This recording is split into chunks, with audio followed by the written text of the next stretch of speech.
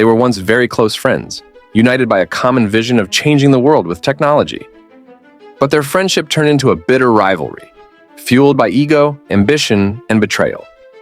Their conflict would shape the destiny of one of the most iconic and influential companies in history, Apple. This is the story of Steve Jobs and John Sculley, the two men who loved and hated each other, and how their feud changed the course of the tech industry. Steve Jobs and John Sculley were once close friends and allies. Jobs, the co-founder and visionary leader of Apple, hired Sculley, the former president of PepsiCo, as the CEO of Apple in 1983. Jobs admired Sculley's marketing skills and charisma, and Sculley was impressed by Jobs' passion and innovation. They shared a common vision of making Apple the dominant force in the personal computer industry. However, their friendship soon turned into a bitter rivalry, triggered by the launch of the Macintosh, which was a commercial failure despite its technological innovation.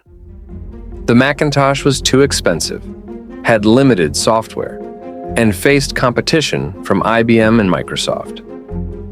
Sculley blamed Jobs for the poor performance of the Macintosh and wanted to cut its budget and shift the focus to the Apple II, which was still profitable. Jobs disagreed and wanted to continue investing in the Macintosh and developing new products. The tension between Jobs and Sculley reached a climax in May 1985, when Jobs attempted a boardroom coup to oust Sculley. Jobs secretly planned to convince the board of directors to fire Sculley and give him full control of Apple. However, Sculley learned of Jobs' plot and confronted him in front of the board.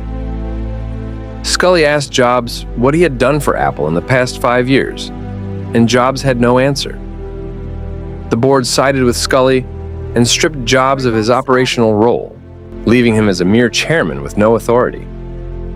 Jobs felt betrayed and humiliated by Sculley and the board. Jobs resigned from Apple in September 1985 and founded Next, a new computer company that aimed to create the next generation of personal computers. Jobs also invested in Pixar, an animation studio that would later produce hit movies such as Toy Story and Finding Nemo. Jobs hoped to prove himself as a visionary leader and a successful entrepreneur, and to compete with Apple in the computer industry. Sculley remained as the CEO of Apple until 1993, when he was forced to resign due to declining sales and profits. Sculley's tenure at Apple was marked by some successes, such as the introduction of the PowerBook and the Newton, but also by many failures, such as the cancellation of the Apple III and the Lisa, and the licensing of the Mac OS to other manufacturers. Sculley later admitted that he made many mistakes at Apple, and that he underestimated Jobs' talent and vision.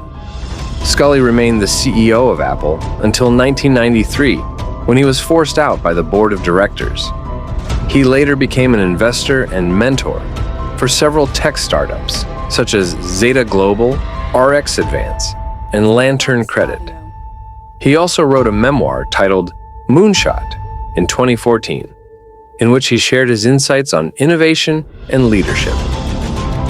Sculley expressed regret for his decision to remove Jobs from Apple in 1985 and said he wished he had hired him back sooner.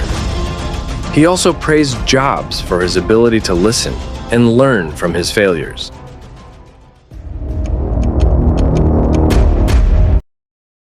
Jobs returned to Apple in 1997 after Apple acquired Next for $429 million.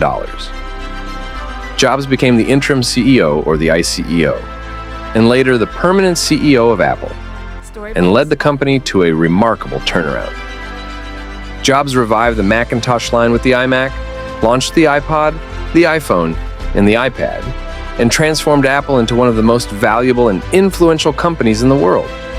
This is the story of how two men who started as friends ended up as enemies, and how their rivalry shaped the future of Apple and the tech industry. What do you think of this story? Let us know in the comments below. If you want to know how Steve Jobs started Apple, who his first partner is, click the card on the right side of the screen. And don't forget to like, share, and subscribe for more amazing stories.